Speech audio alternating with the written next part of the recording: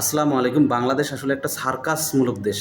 কয়েকদিন আগে বলছিল যে ইলিশ মাছ আমরা রপ্তানি করব না। আমাদের দেশের মানুষ খাবে, আমাদের দেশের মানুষের দেশের হিন্দু সমাজের পূজাতে ইলিশ মাছ তাই আমাদের দেশের হিন্দুরাই খাবে।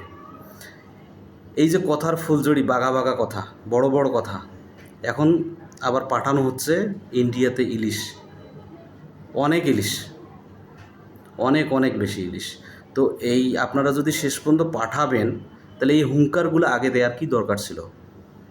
কোনো দরকার ছিল? কোনো কিন্তু দরকার ছিল না।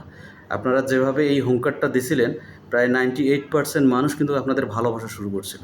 কিন্তু আপনারা করলেন কি? হুট করে একটা ডিসিশন নিলেন, আবার হচ্ছে যে ওখানে ইলিশ মাছ পাঠানোর চিন্তা করলেন।